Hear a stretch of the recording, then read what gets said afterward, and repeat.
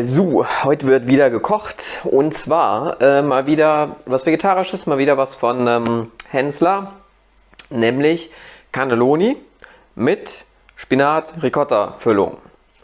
Ich wüsste nicht, was daran nicht schmecken soll. Es scheint relativ einfach zu sein, also würde ich sagen, auf geht's. Wo ich hier gerade den Spinat wasche. Ich warte gerade darauf, dass das Wasser anfängt zu kochen, um den Spinat darin zu blanchieren, so wie es Steffen auch gemacht hat. In seiner Comments Section hat das aber eine ziemliche Diskussion ausgelöst und deswegen kurz ein paar Worte dazu.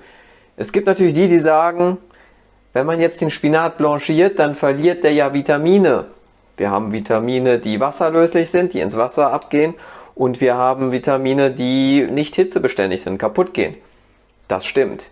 Aber wer so ein Problem mit Vitaminen hat, dass das ein Problem ist, dass hier ein paar Vitamine verschwunden gehen, wenn wir den Spinat blanchieren, der sollte sich über seine Ernährung mal viel größere Gedanken machen, als ob er seinen Spinat blanchiert oder nicht. Außerdem, und für mich viel wichtiger, Spinat hat eine Menge Oxalsäure. Deswegen hat man, wenn man rohen Spinat isst, dieses pelzige Gefühl auf den Zähnen. Das kann ziemlich schädlich für die Zähne sein, wenn man zu viel davon isst, was nicht passieren wird, kann es auch auf andere Weise gefährlich sein. Fakt ist aber, dass Oxalsäure auch wasserlöslich ist und beim Blanchieren ins Wasser geht. Also, wenn ihr Sorgen wegen Vitaminen und so habt, dann holt doch TK-Spinat, der ist sowieso frischer. Und sonst blanchiert euren Spinat, mein Gott. So, ich habe jetzt einfach mal ein bisschen Spinat gewaschen. Ich hoffe, das reicht. Ansonsten mache ich einfach gleich noch ein bisschen mehr. Der kommt jetzt nicht viel länger als mal so eine halbe Minute da rein, sodass er ein bisschen zusammenfallen kann. Das ist eigentlich schon lang genug.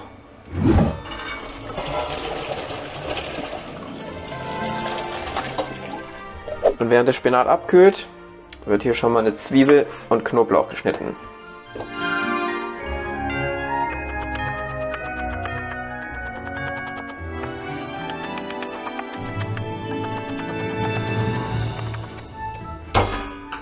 Zwiebel, Knoblauch anschwitzen.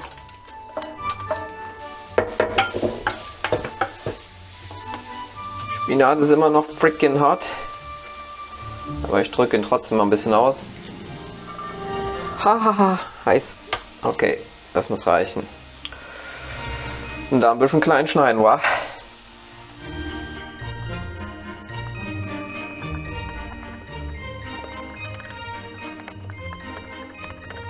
Bisschen Chili mache ich noch mit dran. Ist zwar nicht im Hensler Rezept, aber so eine leichte Chili-Schärfe, finde ich, geht immer. Das alles mit dazu.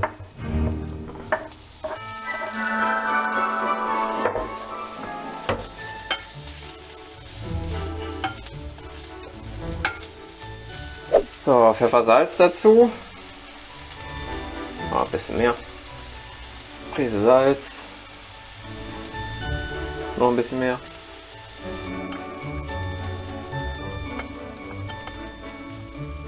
Und ab in den Topf. Ich nehme einfach den, in dem ich den Spinat blanchiert habe. Da muss ich nicht noch was spülen. Das sieht nach ein bisschen wenig aus, um ehrlich zu sein. Ich glaube, ich mache noch was hinterher. So, jetzt kommt aber der Ricotta dran. Mal gucken, wie viel.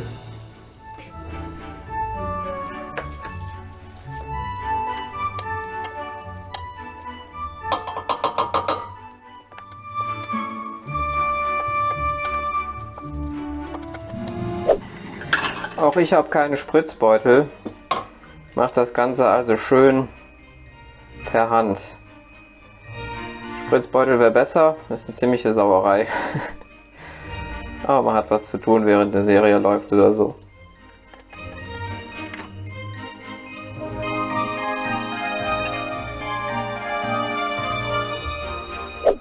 So, die Dinger sind jetzt alle schön befüllt, wie man sieht. Jetzt noch die Tomatosauce. Auch hier bin ich mir nicht ganz sicher, wie viel ich brauche. Mach das mir so aus dem Bauch raus und mach einfach, wenn nötig, noch was hinterher. So, hier kann man sich jetzt natürlich austoben. Ich mache einfach einen kleinen Kräutermix mit rein. Nicht zu wenig, damit es auch ein bisschen Geschmack gibt. Auch hier nochmal ein bisschen Pfeffer. Salz natürlich. Auch nicht zu knapp.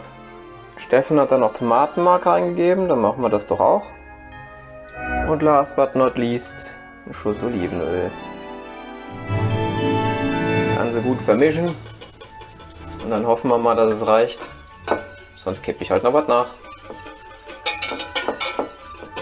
Schauen wir mal.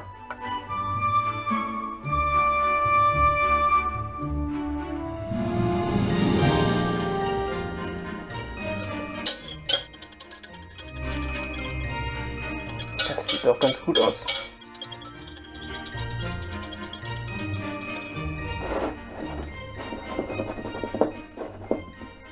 Perfekt. So, Steffen hat jetzt Mozzarella-Scheiben draufgeschmissen. Ich habe ihn klein geschnitten. Sinkt er zwar vielleicht hier und da ein bisschen ein, aber dafür kann man ihn besser verteilen, weil Mozzarella im Ofen gerne mal so ein zäher Fladen wird. Und so lässt es sich vielleicht nachher ein bisschen besser zerteilen. Bei Steffen hieß es 200 Grad 35 Minuten. Mein Ofen braucht für gewöhnlich ein bisschen länger. Ich mache jetzt mal 35 Minuten 200 Grad und dann schauen wir erstmal rein. Also dann, 30 Minuten später. Ich würde sagen...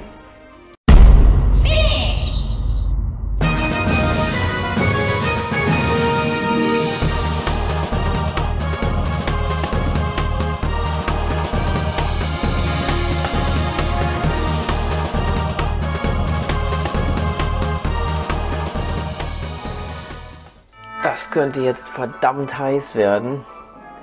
Ich bin nicht so ein Fan davon, wie es scheinbar Steffen Hensler ist, mir die Schmiss zu verbrennen.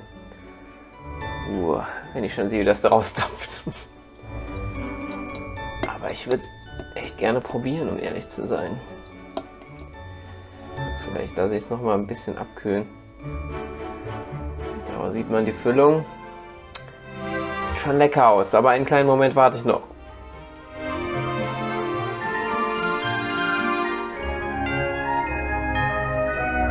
Nom, nom, nom. Es dampft immer noch. Aber ich hoffe mal, es ist jetzt genug abgekühlt. Großer Bissen, auf geht's. Oh.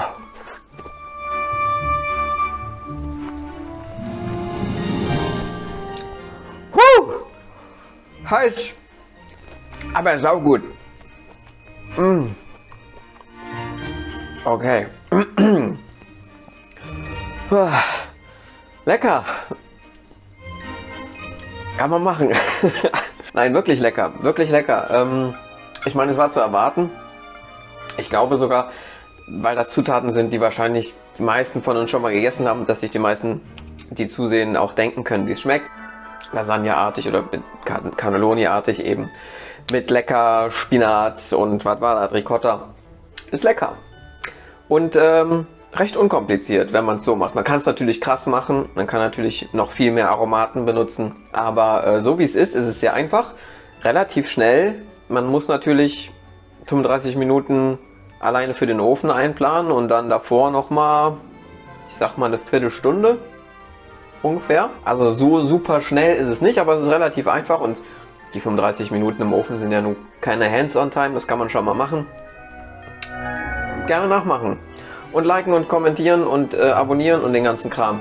Und dann nächste Woche oder wann auch immer, mal gucken, jetzt über Weihnachten könnte ein bisschen schwierig werden, aber das nächste Mal dann wieder Kärtchen und dann wird wieder gekocht. Ciao, ciao!